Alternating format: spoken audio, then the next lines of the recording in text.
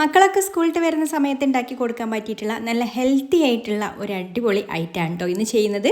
നേന്ത്രപ്പഴം വെച്ചിട്ടാണ് ഇത് ചെയ്തെടുക്കുന്നത്. അപ്പോൾ നമുക്കിത് എങ്ങനെയാണ് റെഡിയാക്കി എടുക്കുക എന്നുള്ളതൊന്ന് നോക്കാം.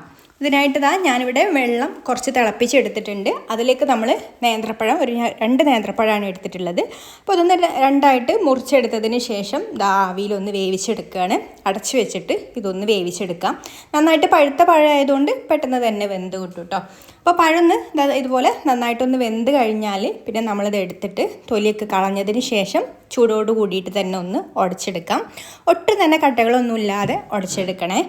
ഇനി ഇതിൽ ഉടച്ചെടുക്കുന്ന സമയത്ത് അതിൻ്റെ ഉള്ളിലുള്ള ആ ഒരു കറുത്ത നാര് കാണുന്നുണ്ടെങ്കിൽ അതൊന്ന് എടുത്ത് മാറ്റി വെക്കാം കേട്ടോ ഉടച്ചെടുക്കുന്ന സമയത്ത്.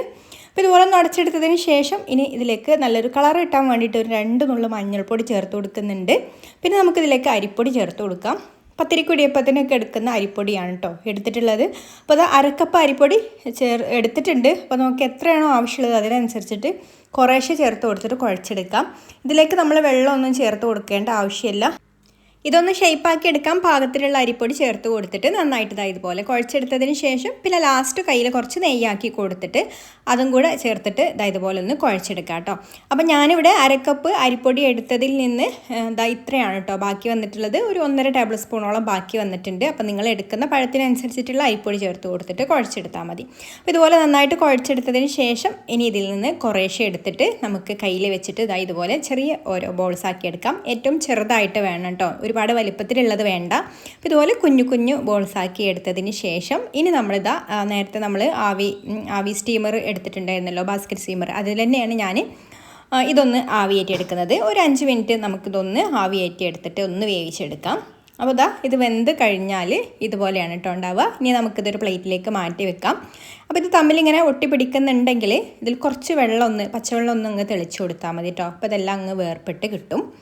ഇനി ഒരു പാൻ സ്റ്റൗവിൽ വെച്ച് കൊടുത്തിട്ടുണ്ട്. അതിലേക്ക് നമുക്കൊരു 1.5 ടീസ്പൂൺ നെയ്യ് ഒഴിച്ച് കൊടുക്കാം. എന്നിട്ട് ഇതിലേക്ക് കുറച്ച് കാഷ്യൂനട്ട് ചേർത്തിട്ട് ഒന്ന് വറുത്തെടുക്കാം. ഇതൊന്ന് പകുതി മൂപ്പായിട്ട് വരുമ്പോൾ കുറച്ച് കിസ്മിസും കൂടെ ചേർത്ത് കൊടുത്തിട്ട് രണ്ടും കൂടെ ഒന്ന് വറുത്തെടുത്ത് ഇതുപോലെ ആയി കഴിഞ്ഞാൽ കോരി മാറ്റി വെക്കാം. എന്നിട്ട് ഇതിലേക്ക് 500 മില്ലി പാൽ ഒഴിച്ച് കൊടുക്കുന്നുണ്ട്.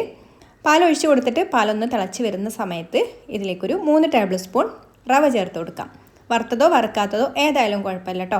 റവ ചേർത്ത് കൊടുത്തിട്ട് ഒന്നങ്ങ് തിളപ്പിച്ചെടുക്കുക. റവ ഒരുപാട് അങ്ങ് നേരം കുക്ക് ചെയ്തെടുക്കണ്ട കേട്ടോ, അപ്പോൾ ഒരുപാട് തിക്കായിട്ട് പോവും. അപ്പോൾ ഒരു 2 തിള ഒന്ന് തിളച്ച് കിട്ടിയാൽ മതി. പിന്നെ അതിലേക്ക് മധുരത്തിന് ആവശ്യമായിട്ടുള്ള പഞ്ചസാരയും മധുരം ഒന്ന് ബാലൻസ് ചെയ്യാൻ ഒരു നുള്ളു ഉപ്പും 1/4 ടീസ്പൂൺ ഏലക്കാപ്പൊടിയും ചേർത്ത് കൊടുത്ത് മിക്സ് ചെയ്ത് കൊടുത്തതിന് ശേഷം ഇനി നമ്മൾ ഉണ്ടാക്കി വെച്ചിട്ടുള്ള പഴത്തിൻ്റെ ബോൾസ് ഉണ്ടല്ലോ അതും കൂടെ ചേർത്ത് മിക്സ് ചെയ്ത് കൊടുത്ത് ഫ്ലെയിം ഓഫാക്കാം. പിന്നെ ലാസ്റ്റ് നമ്മൾ വറുത്ത് മാറ്റി വെച്ചിട്ടുള്ള അണ്ടിപ്പരിപ്പും മുന്തിരിയും കൂടെ ഇട്ട് കൊടുത്താൽ നമ്മുടെ അടിപൊളിയായിട്ടുള്ള ഐറ്റം റെഡിയായി. ഹെൽത്തി ആയിട്ടുള്ള റെസിപ്പിയാണ്. അപ്പോൾ കുട്ടികളൊക്കെ സ്കൂളിൽ വരുന്ന സമയത്ത് ഒന്ന് ഉണ്ടാക്കി കൊടുത്ത് നോക്കൂ. ഇഷ്ടമായിട്ടുണ്ടെങ്കിൽ ലൈക്ക് ചെയ്യാനും ഷെയർ ചെയ്യാനും ചാനലൊന്ന് സബ്സ്ക്രൈബ് ചെയ്യാനും ഫേസ്ബുക്കിലാണ് കാണുന്നതെന്നുണ്ടെങ്കിൽ പേജ് ഒന്ന് ഫോളോ ചെയ്ത് സപ്പോർട്ട് ചെയ്യാനും കൂടി മറക്കല്ലേ. അപ്പോൾ ഇനി മറ്റൊരു നല്ല റെസിപ്പിയുമായിട്ട് അടുത്ത വീഡിയോയിൽ കാണാം. താങ്ക്